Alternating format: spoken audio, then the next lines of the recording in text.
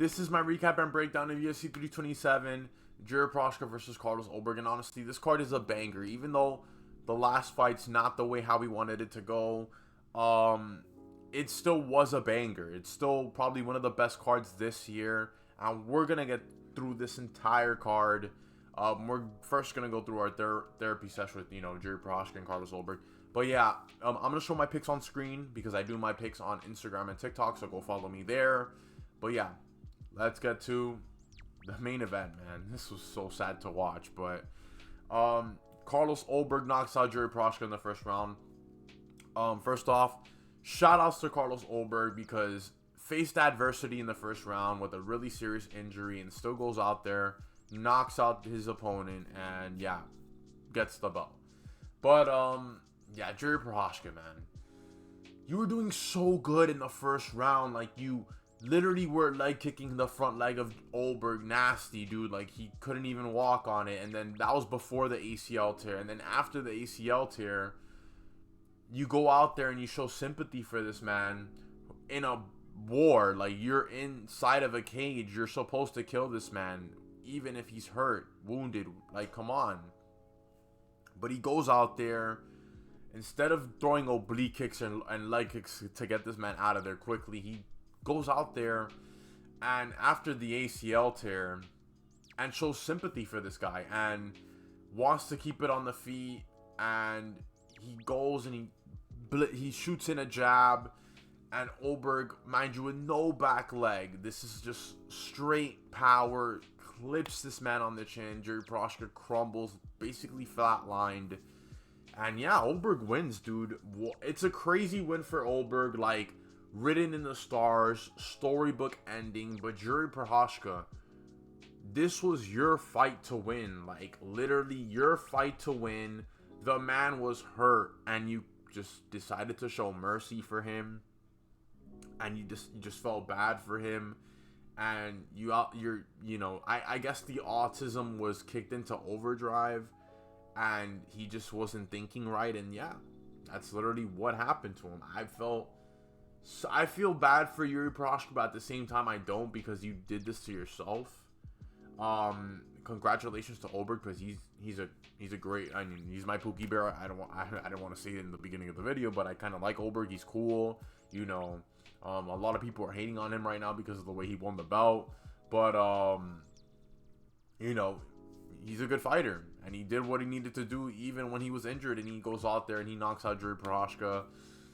It's just sad the way everything went down, man. Everything went down.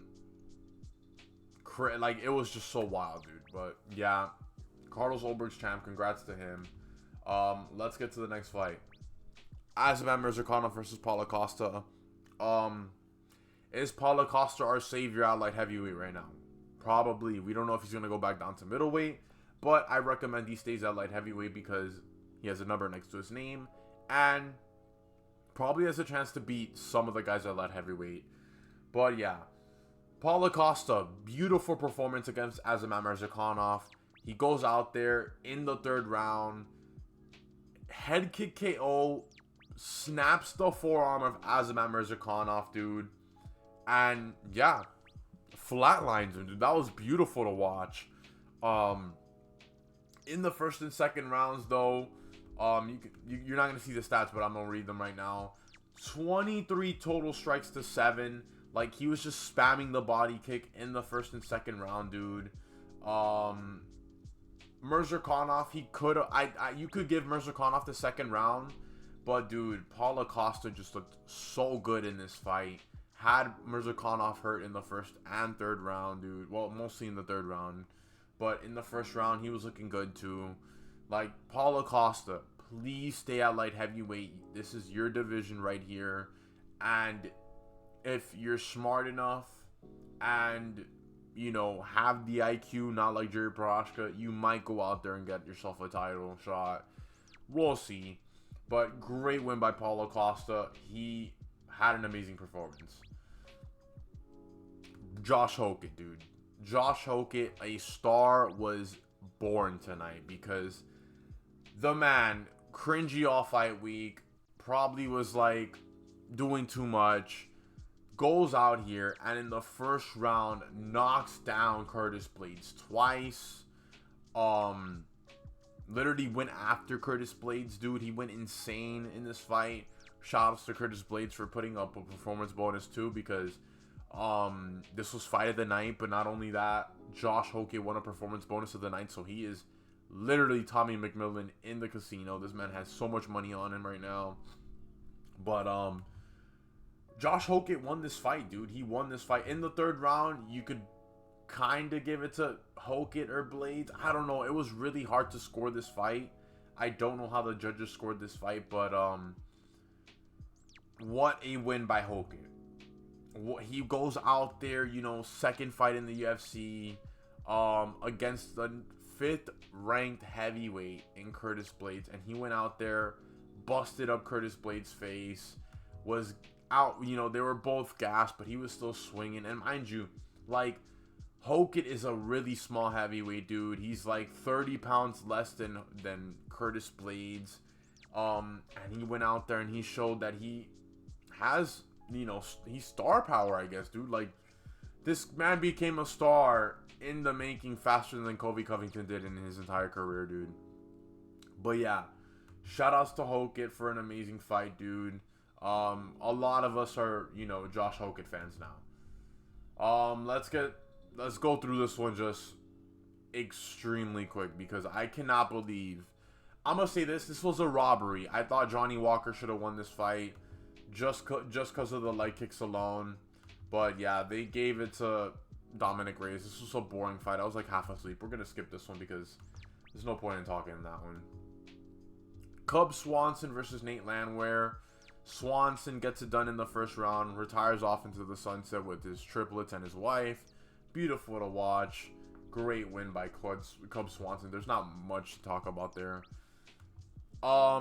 Patricio Pitbull versus Aaron Pico. I got literally like the entire main card wrong and this one. But yeah, Pitbull was doing good in the first round, dude. He was doing good in the first round until he wasn't, because after that, Aaron Pico, the boxing was looking crispy. Knocked this man down. He teared up Pitbull in the second and third round, dude. And he won by unanimous decision, dude. And Pico looked really good out there. He desperately needed a win, dude. If he would have just gone 0-2 in the UFC, it would have been like a patchy mix situation. But yeah, he beats Patricio Pitbull. I don't even know why I picked Patricio Pitbull. I just thought of, like, you know, he's more experienced out there. But Pico, he looked crispy, he looked strong, and he looked good, man. He looked good. No homo, no diddy. But yeah, man, great win by Aaron Pico, not gonna lie to you. We move on to some of the fights that I got right. Kevin Holland versus Randy Brown. I picked Kevin Holland, dude, and he got the dub. Crafty vet decision win. I knew he was gonna go out there and outstrike Randy Brown on the feet. Spam the leg kicks. He's in a new camp, new gym. So yeah, and this is new mythical fighter, goatee Kevin Holland. Crazy to see, but yeah, great win by Kevin Holland. He went out there and outclassed Randy Brown in all 3 rounds with strikes. I knew he was the better striker than Randy Brown. Randy Brown, he just isn't good striking like that. And he didn't look good at all out there. But great win by Kevin Holland. I picked Mateusz Gamrot to win. And he won. Went out there in the second round, submitted Esteban Ribovic. Crafty vet win by Mateusz Gamrot. A lot of people picked Esteban to win. But dude, people kind of forget. People forget, man. Like, Mateusz Gamrot was fighting Charles Oliveira on 2 weeks' notice, so he finally got a full camp and defeated an up-and-comer. So, great win by Mateusz Gamrot. Amazing fight. Tatiana Suarez versus Lupi Godinez. I picked Lupi Godinez for some reason. I guess I'm, like, attracted to her. I don't know why. No, I just thought Lupi Godinez was going to go out there and do something, and in the first round, she low-key did something in the first round, and I was like, oh my gosh, she might actually win this, until she wasn't, and Tatiana Suarez got on top, and then yeah, she just did her thing, got the rear naked choke. Great win by Tatiana Suarez. You are nothing like your husband, Patchy Mix. He is dog water. The 3 early prelims fight were such bangers, though. They robbed my boy Chris Padilla, bro. They robbed him. He should have won this fight. I don't know how this was a majority draw, but in the first rounds, he was, you know, had more combos and more strikes than Medeiros. But Medeiros was getting the better shots, though. He was hitting the better shots. Excuse me, it's like 3 o'clock in the East Coast, so if I'm yawning, I'm sorry. But yeah, they took a point away in the 3rd round with an eye poke against Padilla. I don't even know how the judges were scoring this fight really weird. They pulled an Adrian Yanez on Chris Padilla. He should have at least won this fight. But yeah, this was a draw. But great performance out there. If anything, they both showed heart, and honestly, Padilla should have won, but I would have felt bad for Medeiros because he went out there and he showed that he is really good, dude. And yeah, it's a draw. Screw it. Both prospects, they got a draw on their record, but it's fine. Kelvin Gastelum versus Vicente Luque. Kelvin Gastelum, wash, eats too many tacos, and is gonna get cut because, man, Vicente Luque went out there in the first round, got his signature Darce choke, locked it in, dude. Actually tricked Gastelum into going in there. And yeah, Vicente Luque needed that win. Gets it. And he's probably going to stay in the middleweight division too.